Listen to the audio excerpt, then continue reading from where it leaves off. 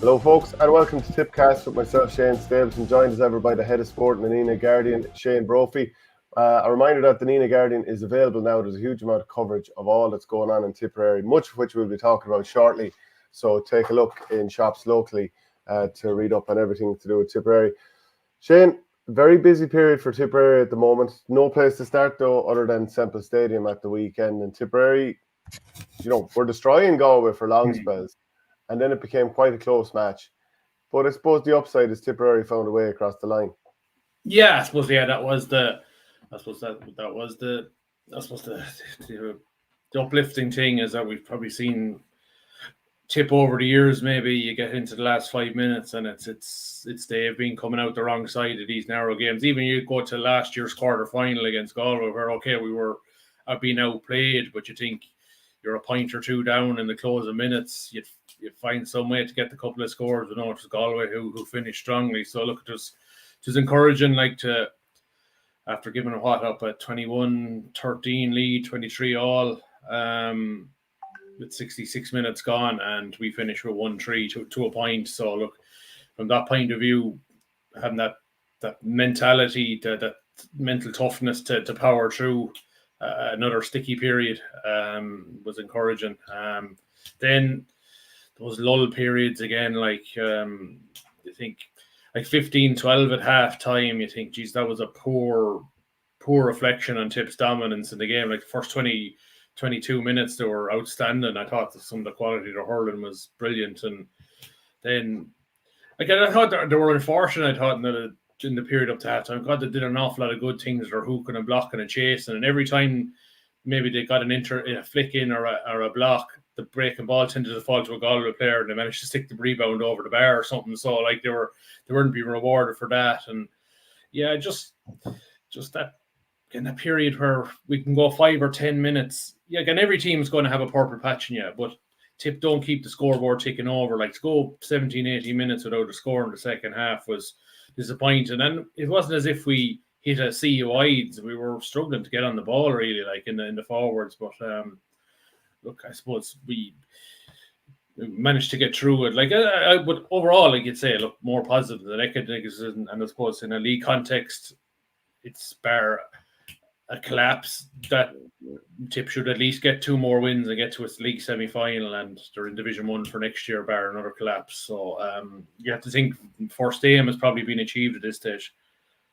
Yeah, I mean, there was some bad decisions taken with the shooting, I would have said, during that fallow period in the second half. I remember Johnny Ryan, maybe Ronan Maher, a couple of more forwards as well, taking on shots that were, they were low enough percentage as well. So that was a little bit frustrating to watch, especially when you think, right, the players will know we haven't scored in a while. They mightn't know exactly how long, but they'll know. So you think they'll be like, okay, let's work it around a little bit more here. Let's not panic. But looking at the positives, I mean, Sean Ryan in full forward, the ball is sticking. He could have scored, an awful.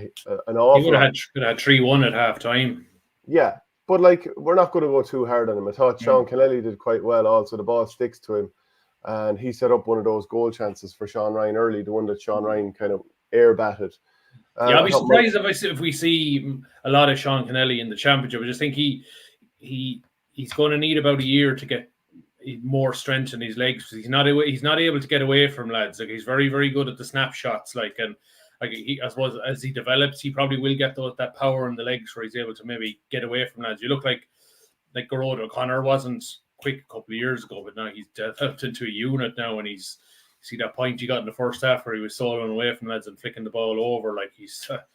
He was the real positive. He's just come on massively in the last 2 years. Yeah, and then there's so many other lads who, roundly speaking, performed well. Like Michael Breen did excellently on Conor Whelan, who's been the bane of Tipperary in the past. I thought in terms of when Tipperary forced Galway to drive the ball long up the field, Ronan Maher was very dominant physically and driving out with the ball, and we know about his sort of striking range or whatever, Craig Morgan was very good. Craig Morgan, Willie Connor's excellent. I thought Seamus Kennedy did. A couple of times Seamus Kennedy hit stick passes cross field almost. You're like, how did he even spot that? And he hit a beautiful stick pass, which looked to be like a blind shot, but obviously wasn't. It's really impressive. And Gearoid O'Connor, obviously really good. There's a lot of positives there for Tipperary. Oh yeah, and like even when we were going well in the first 20 minutes, and I wouldn't underestimate the loss of Jake Morris. Like it coincided when Jake went off around the 23rd minute, I think. Tip's forward play started to disintegrate a bit. Like Jake is a brilliant off the ball runner. Like he's constantly on the move, and he was making runs that was actually opening up space for Sean Ryan. And I suppose you could actually, as soon as Morris went off, Ryan's impact in the game sort of diminished, because Mark Keogh played slightly similar, and he actually played a very deeper role when he came on. And we saw at the start of the second half, his 3 points were all pretty similar, more or less, breaking onto the ball from centre forward and breaking through, and got 3 great points. Unlucky, maybe brilliant intervention from, I think, Pádraig Mannion to deny him a goal chance early in the second half as well. So, yeah, like, and the other lad that got up, Brian O'Mara, I thought his first 15 or 16 minutes at right half back were really, really good. Like, and then after that, he went off a lot of the joy Galway were getting as they came back into the game, came up that right side of the Tip defence. Like Keenan Fahy was bursting up there. Conor Whelan got a couple of scores from that side of the field. So yeah, I wouldn't underestimate the impact of Morris and O'Mara going off and allowing Galway get back into the game in the first half. Yeah, and Gearoid O'Connor about 125 in 2 league games and man of the match 3 times in a week, including the Fitzgibbon Cup. How's he going to keep this up for a year?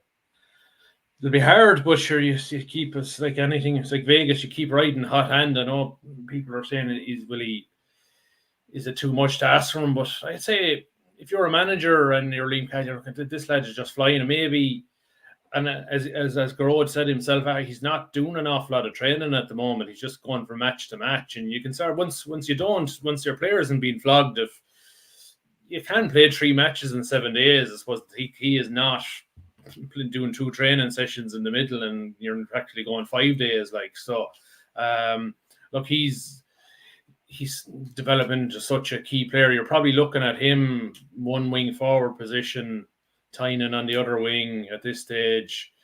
Like, if Jason Ford, when he comes back, you're probably saying Jason's not getting the freeze back anymore. Jason's probably going to have to start maybe doing it from play. Look, he does it from play, but he probably won't have the free taken to fall back on. So, it's great, at least from going forward. If one of them is having an off day on freeze, we know you have a very, very reliant dead ball striker. And I thought there was great leadership from O'Connor there in that last 10 minutes, particularly when that last free to put his 26-23 up from 90 yards, like right over the black spot. He let out a big roar. You could hear it from the stand. Like, he knew how big that score was. And then to go for the goal from the penalty, like, I love that. Like, just kill the game off. Like, because I'm always wary in those situations, if you take the point that the referee might play an extra few seconds more, thinking just these by again, and then all it needs is one ball in the square to break, and bang, it's in the back of the net, and you're going home with only a point instead of 2. Like, so. Where do you think Jason Ford will play in the team whenever he comes back? Good question. I'd say it could be in a two-man line with Jake Morris. That's my feeling on it. Maybe it's something we might talk about. Maybe we might do something next week where we try and pick what we think is our best 15 at the moment. We might get thinking about that for next week. So, yeah, I'm not sure whether. Look, if Sean Ryan has a blistered end to the league, I'd say definitely be starter come championship. I suppose just the knock on him at the moment is not turning the chances into enough scores. That's all for the positive work he's doing. But look, if that element of his game comes in the next couple of games, he's probably there. I would say I'd nearly be picking 5 forwards at this stage. I'd have Morris, Ford, O'Connor, Tynan, one of John McGrath or Nolan McGrath at centre forward. I wouldn't be picking 2, and I'd nearly be picking a third midfielder to go, maybe a Conor Stakeland to go with Seamus Kennedy and Willie Connors. That's probably the way I'd be looking at the moment. Are you still remember you were very hot on the idea of Nolan McGrath centre back last year? What do you think? I don't. There's no indications that the management are going to go that direction now. I think they've nailed their colours to the mast in terms of the way they're going to set up with Noel at full back. The thing will be, is when Cathal Barrett is fit, where does he, like, I assume he goes into one cornerback, Morgan goes the other. Do you go Breen at 5, Brian O'Mara at 6, and Bo at 7? Like I Barbara Byrne has done well, but I'm not sure. I still think Brian O'Mara's best position is at 6, where he can read the play. So I suppose you're after getting an indication at this stage where what my best fit by 14, and I'd be leaning in the Barry Hogan camp for goals at the moment. Like, I just think he's a safer bet in terms of more control, but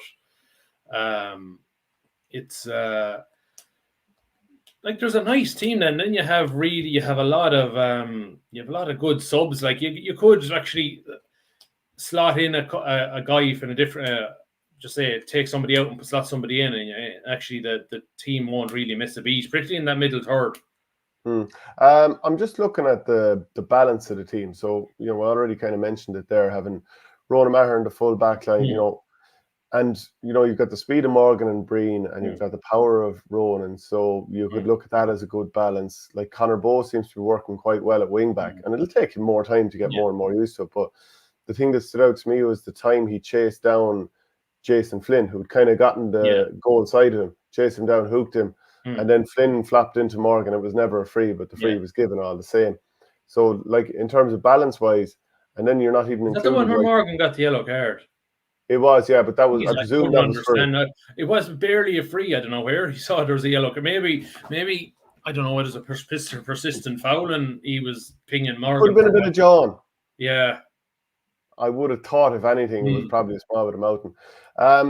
And, like, if you look at the schedule that Tipperary have coming up, you're looking at playing against Westmeath on the 24th of this month. So that's 10 days from now. It being Valentine's Day and all, the old romantic that you are. And then the 9th of March against Limerick. And at the far side of that, you're going to be playing against Antrim on the 16th. But the game against Limerick is just a fantastic opportunity for Tipperary to find out where we truly at, because Limerick never like losing games to Tipperary. So I'd imagine they'll go pretty strongly. And up at the Gaelic grounds, like, I think Tipperary will be going, all guns out for this one. Oh yeah, because I would think that, I suppose, going on what Liam Cahill was saying, is that the final panel are going to be named after the Westmeath game. So you would think that is going to be the final trial for a lot of guys. Like, you might see maybe 5 regulars and maybe 10 fringe players or something. It's not going to be a full strength team against Westmeath.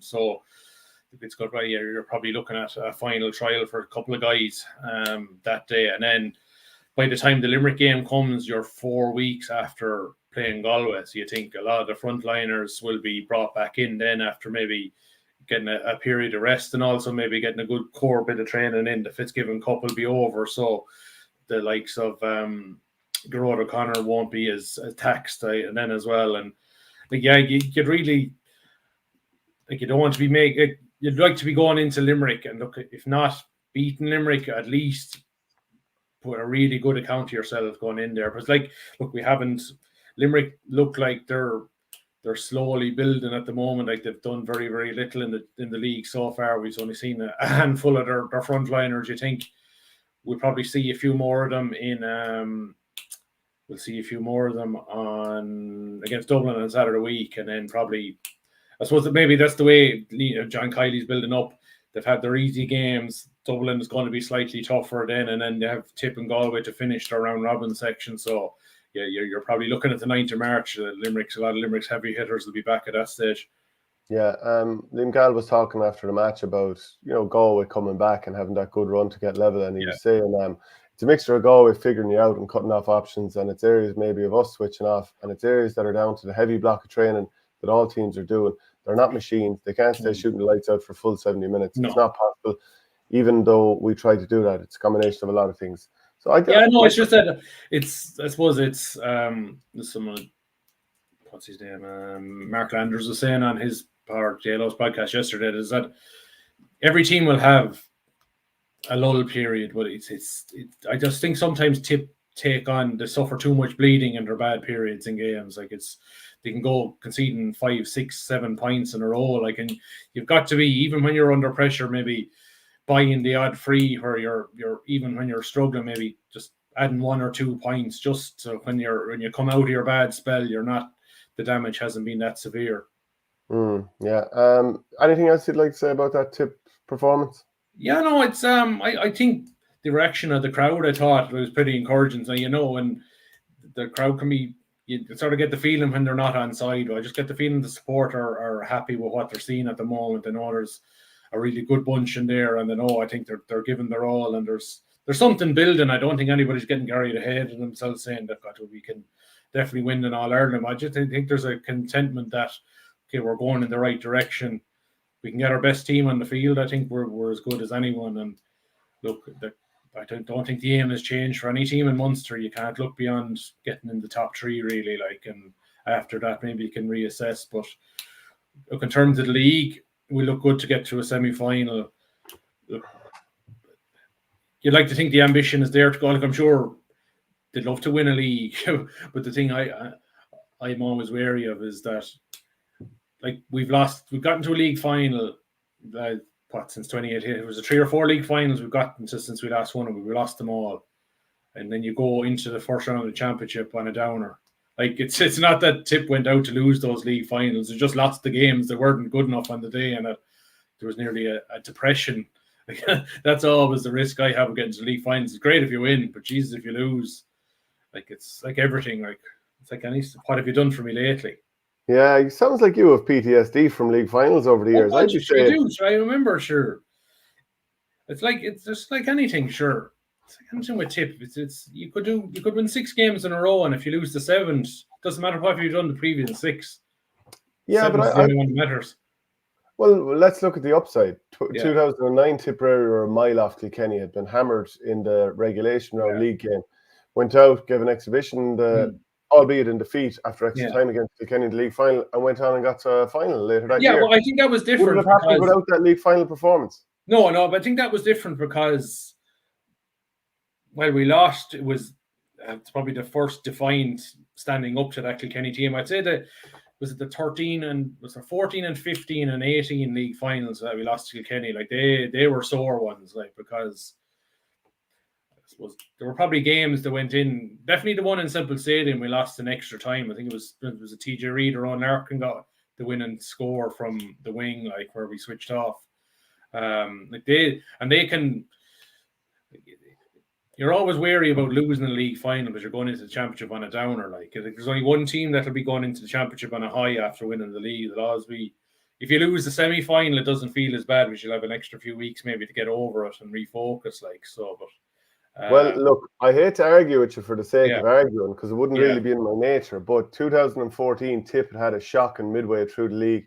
Remember, they stopped talking to the media and everything. Then, fair enough, didn't win the league final, but had a good performance. And like Carl Barrett was really good. And later on, got to the All-Ireland final. Oh, yeah. And played really well. So, like, there's 2 of those years. Then you had 17, we got the shellacking against Galway, and we never really recovered, even though we got to back to the All-Ireland semi and lost. But the point I'm making is, like, it's almost besides the point. Like, you can be terrible midway through the leagues, ended well, have a good or a bad championship. Who knows? I'd just be saying out to win everything. Oh yeah, I'd say, yeah. But I'm always wary of the Tip reaction. Every Tip team goes out and tries to win. Some days the other team is just slightly better than you, and that it doesn't mean everything you've done is a failure. Like, so, maybe out of the bathwater. Austin Gleeson was chatting yesterday just about not enjoying, and there's some of the comments he made kind of struck a chord with you. Yeah, I know. I thought it was an interesting interview. I suppose I think he's working as a GDO down in Waterford. Like, you think he's not off the beat down there. He's not. I thought maybe he was going traveling or something. He's just taking time out, and I just thought his comments were interesting. I think it's just a warning maybe to where, like, we were all saying, like, how far can the commitment levels go with the GAA with amateur players, and like he was bringing the question of semi-professionalism into it. He was saying how he's enjoying the freedom away from the game at the moment and probably not being in that bubble and the demands that are being placed. And I'm not sure people might think it's because of what Davy's given, but I'd say, or asking of the Waterford players. But I think a lot of the counties are doing pretty much the same thing. I don't think Davy is probably doing anything over and above of what a lot of other counties are doing. Like, so, yeah, I'm wary. I'm wary that we need hurling and even football. We need maverick players like him. I don't know if you would agree. Like players that sort of don't conform to styles of play, or they don't game plans. They sort of play what's in front of them. And like, I'm worried that, I think I said it to you before we went on the show, I don't know what you're taking, is that the likes of an Owen Kelly or a Joe Dean, these type of players will struggle to they'll struggle to those type of players will struggle to be part of the modern game now. It's all about the big athletic wing forwards. And look, Tipper blessed that we have a Gearoid O'Connor who can hurl, but he's big and athletic. But like, you still want somebody like a Sean Ryan, who's a smallish enough guy, low center of gravity, who can do things that he can do. Like, so. Isn't it partly down to the environment they come out of? Because you'll always have the odd wizard here, there, and everywhere throughout the country. And if they've been indulged, and if it's not in their nature to work hard, and then that's been indulged also, or the culture or whatever, then those players won't come through. And maybe in the past, they would have got by just on natural player alone. But the sort of... But is that a bad thing, though? Well, if you want to win, because these days, unfortunately, just even to break even, you've got to be an athlete. Like, can you imagine if Keane Lynch didn't have the work rate that he had, or the physicality that he has? He wouldn't be making... I'm not saying that, but does it have to be like you look at what's the one reason why Bubbles retired? There's the type of a Bubbles or Dwyer player just doesn't fit the modern game anymore. Like Bubbles, like you pay to watch Bubbles at his best all night long, but like the one aspect of Bubbles is that maybe his fitness levels for the inter-county game and maybe work rate slightly more than what's needed, and maybe it wasn't up to the full level of what the demands are now. But like, I'd hate to lose those type of players that do something different. It's down to, like, does the player themselves have the appetite for going to the well that much, for doing that much work, for getting themselves in that shape and being that disciplined? And it's trade-off all the time. We'd love to see all the silky boys all over the place, but I don't know what you do. You can't wind back the clock. You can't, but like, even at club level. Probably, no. Look, like, I'm a lad who would work all day long. You still would go to war with those guys, but you still need guys who need the piano pushers and the piano players. Like, I still think there should be a bit of a balance of both. Like, it's like, I'm sure a time come where Croke Park is going to take control of inter-county teams and say, lads, just take crack of 5 and 6 nights. Stop, lads. It's 3 and that's it. Like, but look at Ireland. Like, what are we like to regulate things in Ireland? Yeah, but put a plan in place. I like to think at some stage somebody's going to do something, because like the ordinary punters, like, what are the GAA going to stay doing? Like, sticking another £5 on league tickets next year, and suddenly in 5 years' time it's €50 to go to a league game because you want to pay for everything and anything for inter-county training. Like, we've just got to be very, very careful about where we're going. Like, and but what will that do? Like, the game's still going to be about fitness, no matter what you say. Oh, look, there's no doubt about it. Like, but does that mean the game is better? Yeah, but I mean, look at Gaelic football. It doesn't mean that the game is better, but there's no turning back the clock. That's just the way it is. Jeez, like, I don't know about you. Like, I was watching something. I thought the Wexford Offaly game and Waterford Clare games were hard watches last weekend. Yeah, 20 players in the middle of the field, and nobody was prepared to hit the ball in. Like, Tip and Galway, and I thought to a lesser extent Kilkenny and maybe a bit of Cork in the second half were prepared to let a 50, 60-yard pass in and be prepared maybe to lose possession, but at least take a risk with the ball. Would you say that Cork, and especially the first 20 minutes, and they came back and did fine? You could say the same for Galway, started poorly. They looked like a team confused out on the pitch. Yeah. And I mean, there's nothing typified it more than when they had 4 under 21, all relatively centrally placed early on. Kilkenny sat off it, and Cork went long to their outnumbered forwards and lost every break. And I was looking at it thinking, where's the clarity here? But I think a lot of the Kilkenny know everybody knows how Cork are going to overplay the ball in their half back line inside their own 45. They'll take one or two extra passes so they can look forward. But when that happens, the other team has an extra second or two to sit back. They're able to close off avenues then, and then Hoggy and Shane Kingston or whoever's in the inside forward line have less time then to come onto a direct ball. I think Cork, we keep hearing about Cork have great potential, but their style of play is killing them. It's too easy to set up against them. They have all this speed. So what's the thing that you do to negate speed? You compress the area. If you're an opposition team, you compress the area that those speed players are in, which means you sit back. But then on the flip side, if you're Cork, what's the one thing you do to make sure the other team doesn't compress the area? You get the ball into your forwards fast before they can sit back, and they're not doing that. But you've been watching hurling since you were in short pants, or is it long pants? I can't remember, whichever it is.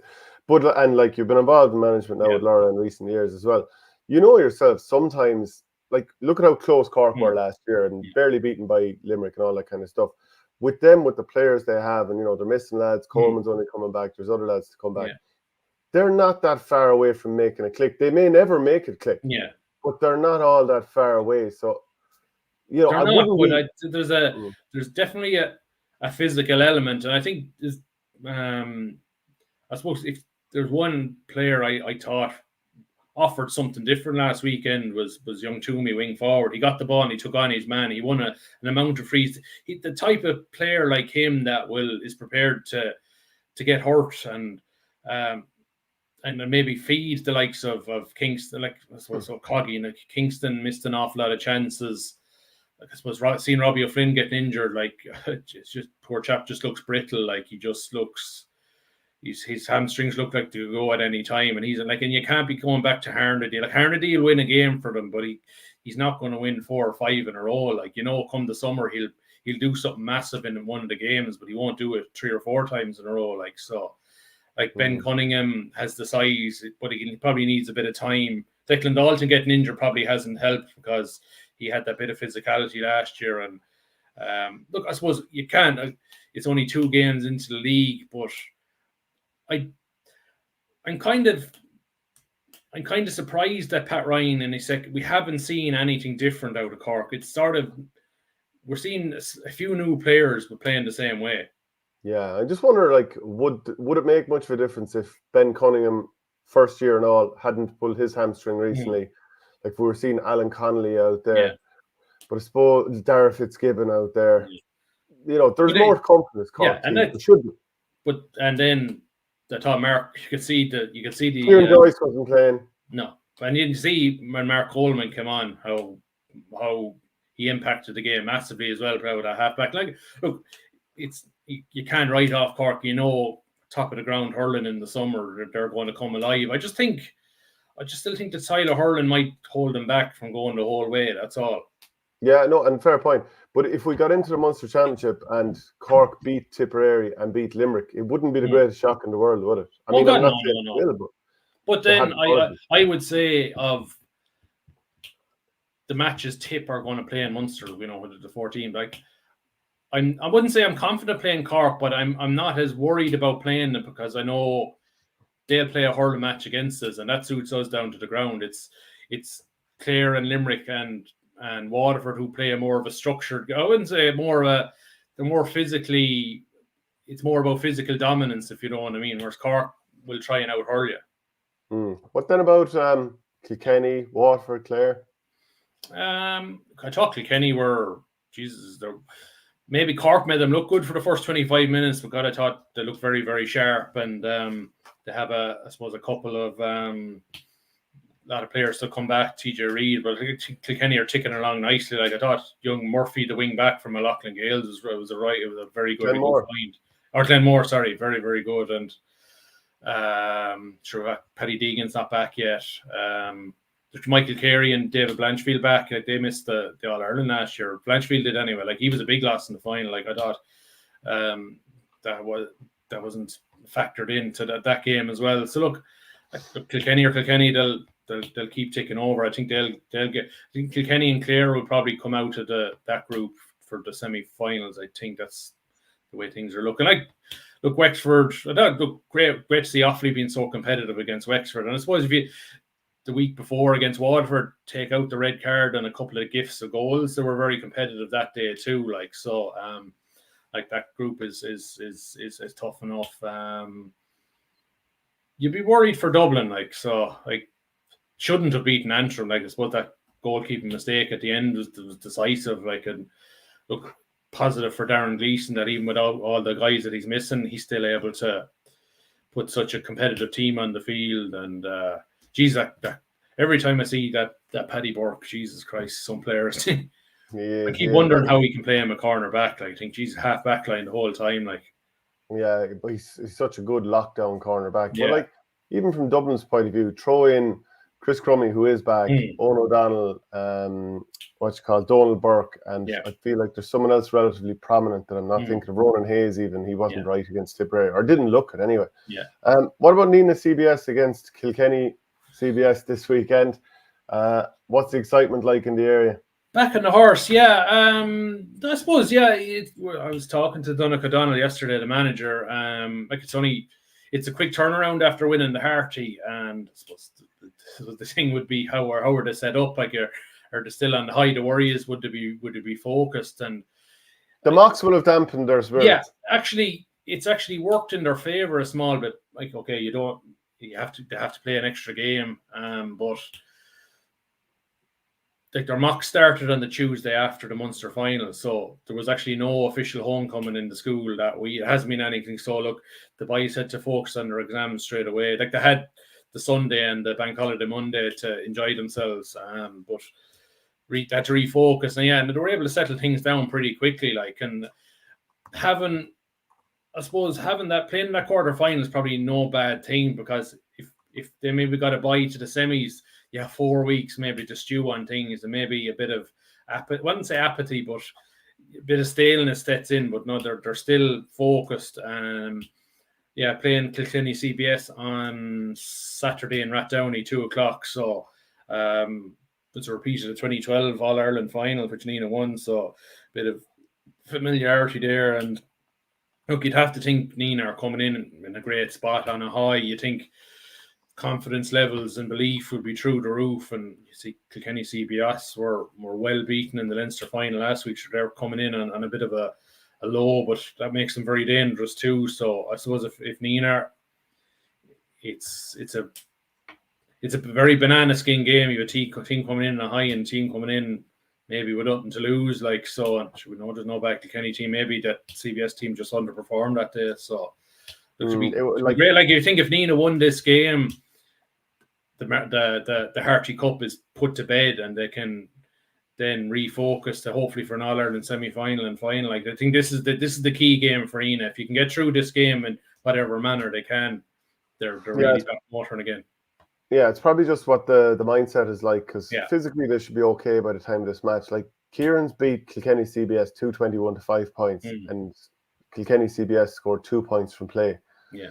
So, it'll take a bit of coming back from that. Yeah. And, Nenagh have a clean bill of health as well. So, you never know how young lads are going to perform in games like this. But, if I suppose the drive and the forward, and that, like, I suppose from what Donagh O'Donnell was saying, he senses that the hunger and focus is still there after winning that. But you won't really know till Saturday in the first 5 or 10 minutes. You'd like Nenagh, that drive for the Harty was all encompassing, and when and they've achieved that. And I suppose psychologically you might think, I'm ready to challenge for an All-Ireland, but you just don't know until you hit the field. Are you going for that hard ball? Are you going to make that tackle? Like, and the interesting for me thing will be their starting lineup, and like they've always held Roston Duff as their impact sub and I'd be sort of thinking, okay, you've won the Harty. Do you go all in now? Do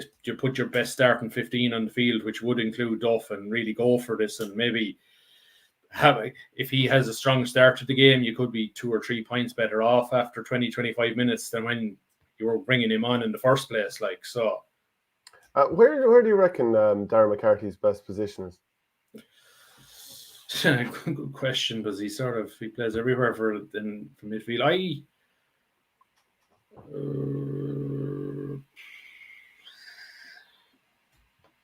We don't have an obvious answer. I like him at centre forward. I think where he can sort of fight if he gets onto a ball around centre forward. Like he's a devastating finisher if he gets close to goal. But he's so athletically powerful. He get away from lads in the half forward line. So at the moment, I think it might be centre forward. What's your prediction then? You have to think Nenagh are our favourites, but look, I suppose Munster champions. It's a banana skin. It's one I'm wary of, like, because it's of just you think Nenagh should be come through this comfortably, but look, it's a Tipperary team, it's a Kilkenny team, sore, like, and they'll feel they have a point to prove. So I was just actually looking back to the 2012 meeting and some of the players that played that day for Nenagh, like Jason Ford, Stephen O'Brien, Ty Gallagher, Jack Peters. Like there's a lot of really good. That was a really good Nenagh team back then. Like, so you'd forget that was 12 years ago. Yeah. Okay, then the Tipperary footballers, they're in action this weekend against London. First trip there in a long time. Actually, Paddy Creedon was manager then. Now his son Paddy is part of the team, so there's a Creedon link. Yeah, 10 years ago. Yeah, 10 years ago. So, like, first game out, disappointing against Carlow, then good victory away to Longford. It'd be nice to frank the form with a victory in London. Yeah, no, it would. And but look, they can't take this for granted. Like, I think London have lost their 2 games. So I think one has been by 4 points and one has been by 5. Like, so they've been very, very competitive. And the last time the 2 teams met in Thurles, there was only 5 points in it 2 years ago. So look, it's far from a gimme. And I suppose this is where maybe the inexperience of this Tip team could count against them, is that maybe if they read too much into the Longford game, that maybe we're on the front foot, we're moving, and if you take London for granted, you could come stuck over there. So look, I'd like to think maybe they'll go over there fully focused. It was not having Stephen O'Brien going to an away game like this would be a loss now. A bit of leadership in that middle third of the field, particularly in those first 15 or 20 minutes where you're trying maybe to impose yourself. But look, if Tip can take the confidence from the Longford game into it and look, come back with a win, any sort of a win, get 2 points on the board, then you're going into 3 home games in a row. Particularly if it was the one the following Saturday against Laois, like that'd be massive. You're probably thinking Laois and Leitrim are probably the favourites for promotion based on the first 2 games. So like that Laois game will be key on I think it's Sunday week. Yeah, Sunday week, the 25th. Yeah.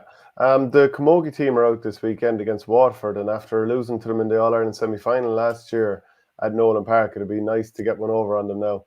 Yeah, the start of a new league campaign on Saturday against Waterford. Yeah, so I'm just fascinated to see what we're going to get from Tip this year. I suppose, look, it's going to be a tricky league because I suppose Cotavan hasn't committed for the league campaign. She's due to get married next month, and I think Karen Kennedy is going to miss probably a lot of the league as well through injury. So look, you're down probably 2 of your best players from last year. Hopefully they'll come back, but like for later in the campaign. And I suppose if you're looking ahead, which is probably what Dennis Kelly's doing, he probably would hope that it's going to be hard maybe to win a league without those players, but maybe in their absence, a couple of players might develop into leaders and take on leading roles. And that when maybe if those players come back later in the campaign, you're actually stronger for it, that players have stepped up in the meantime. So, and again, I think Grace O'Brien is going to miss most of the league as well. Miriam Campion, the goalie, is still out. So, Quebec Burke, is still out. So, it could be a tough campaign. Look, if they can get off to a win against Waterford, it'd be great. It's be interesting to see how Waterford go. Are they in a position to kick on from last year, getting to an All-Ireland, or would they be a bit sore after the beating they got off Cork? I think, and they have a new manager as well, which is probably not. I don't know, was it Sean Power? Or he stepped away as well. So look, I suppose Tip had a very, very good challenge match win over Cork a couple of weeks ago. So look, that suggested that the panel is in rude health, and I was looking forward to maybe seeing some of the younger players, maybe like Sling eyeing a few of the minors off last year, whether how they fit in well. Like so, yeah, I suppose we'll get a good gauge of where Tip are at, maybe in terms of what they have for the league on Saturday against Waterford. Yeah, I think it's Jerry Wallace has taken over from Sean Power, and then the minors are. I mean, it's only early February, but the minors are in a Munster final already because of the way they've revamped the structures this year. Yeah, they're playing Waterford on Sunday in Walsh Park, 2:00. So, yeah, the championship was previously played after the All-Ireland series, but then now they brought it forward and played a sort of a pre-All-Ireland competition. The All-Ireland starts in March. So, I'm sure, look, it'll be Chip would love to get a bit of silverware before they go into the All-Ireland campaign. But look, it's a good Waterford side. Beat Limerick in the semi, but Tip beat Cork, and I suppose there's no bad Cork underage camogie teams. So you probably, and it all depends. Like there's a lot of dual players at the moment on the Tip minors. Ladies are playing Limerick on Saturday. So I'm no idea whether there'll be players doubling up or whether maybe the dual players might be focused. I'd like to think maybe the dual players will be focusing on camogie because it's a final on Sunday. So, and look, there's a lot of Ursuline Thurles players that are in an All-Ireland Colleges final the following weekend. So look, you have to think a lot of those Tip minors are absolutely flying it at the moment and are playing with confidence. So I'd be hopeful that Tip would come out of there with a Munster title at the weekend. Yeah, the juniors are out as well, aren't they? Yeah, third round league. They're playing Wexford on Saturday, so they've one win and a loss so far. So, yeah, busy weekend for camogie. Like it's for a lot of Tip teams, and the ladies footballers are back out at the weekend. They're playing Kildare on Sunday in Banff at 2:00. So, I think if Tip were able to win that, like they're really back in the promotion hunt. So, Kildare have been the form team of the division so far. So, yeah, there's everything in Anton on this weekend. Like there's plenty of game time for a lot of us. I think there's a lot of. I know you're back in you're back out club hurling in Dublin. Like a lot of club teams are back training. I think next weekend from a lot of feeders out. 10 days from now, you're looking at the league restarting in Dublin. The football league is starting this weekend.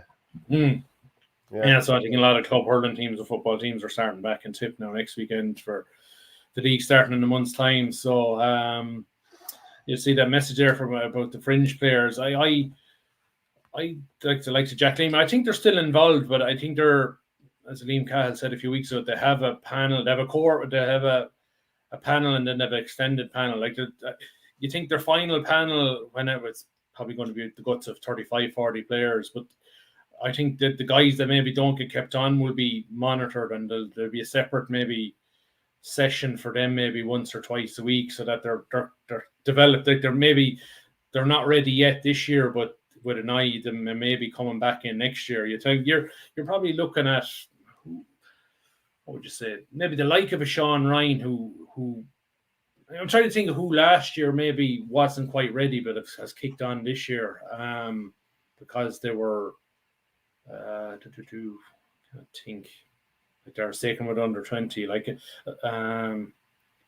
no, there's nobody really, but I'd say it's trying to, just because you weren't good enough for this year, that you don't want to fall away and have to make up serious ground come next November, December when you're brought back in for trials again. Because like the drop off to county league standard and county is pretty significant. Like so. Yeah, when I think it was during the Munster Hurling League, you were a bit down on Tipperary's style of play. What have you made of the first two league games? Look, there's no doubt they're adapting to the modern style. Like they're more comfortable on the ball in defence. I do think compared to a lot of the counties, they're still prepared to stick a 60 or 70 yard ball inside, like not under pressure, but they're prepared to risk maybe not quite winning possession when it goes in. Like so whereas a lot of other counties are working the ball up to the 65 or midfield before they play it in. Like they're trying to get behind the first line of cover. Like so I still think that's the best way to win games. I think if you ever play the ball at the back, you're just allowing other teams to set up and really crowd out the areas in which they can make it more difficult for you to score. I know there was a lot of, there's a stat last weekend, there were so few goals scored in the National League. I know Tip only got one, it was a penalty, but I'd be encouraged at the fact that Tip created a lot of chances. At least if you're creating them, you're doing a lot of the right things to score them, whereas like, I don't think Galway had a decent goal chance in the game. I think the best one, Evan Nyland, I actually think that one he drove wide late on, he was going for a goal. I think he was trying to put a bit of top spin on it and maybe hit the top corner. Cork, Kilkenny. I suppose Cork had a few chances. Shane Kingston probably messed up once or twice. Kilkenny, don't think created anything. I can't remember Waterford. I suppose Waterford got a goal, which was so far illegal. That's a big bugbear of mine. It's as bad as the hand passing as the steps at the moment. It's ridiculous. Yeah, do you know, like Tip scored 2 goals against Dublin and could have had another. Yeah. 2 lads had an effort in the one sort of instance. And didn't create that well. Yeah, sorry, created probably 3 good goal scoring chances at least the other day as well. So not giving up too many either. And I suppose it's encouraging at the other end. Didn't cough up a good goal chance the weekend before. Well, Morgan scrambled well to deny Gearoid O'Connor. Remember, the ball was kind of driven towards. There was a bit of a break, and then I think there was one late shot at Reece Shelley. It was more of one of those things you go for when you're 10 points down. Like, it probably wasn't really on. So, like we haven't been cut open, which is something you'd have to see from a defensive point of view. That's been a big positive so far in the league. Well, the last couple of years, people are talking about a lack of pace in the Tipperary team, and like it's been rejigged around, and that's before you throw Cathal Barrett when fully fit. You know, he's lightning. And there's probably 1 or 2 more that I'm not thinking of. Yeah, and I was actually thinking, and it's like we're assuming when Cathal comes back, he's going to go back into the full backline. But we saw how effective he is up the field for Holy Cross. Like, there's nothing to say that if and I do. Like, I know Cathal does like the horses for courses. Cathal does like the horses for courses vibe. Like, you could see Barrett a wing back someday or corner back another. Like, I really enjoyed the battle between Breen and Conor Whelan last weekend. I sort of joking when Michael Breen was coming in from doing the warm down afterwards.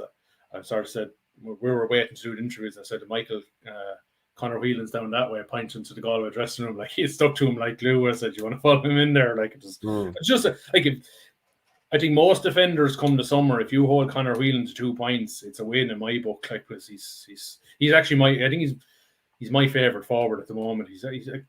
His ability to win ball low to the ground without fumbling it's outrageous. Like, so it is.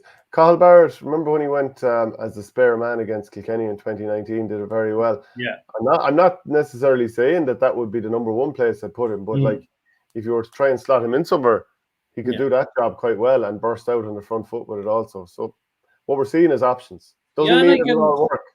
And I would be thinking, I think I might have said it last week, and like Tip have to play Limerick and Waterford in a 6-day spell and Cork and Clare in a 7-day spell.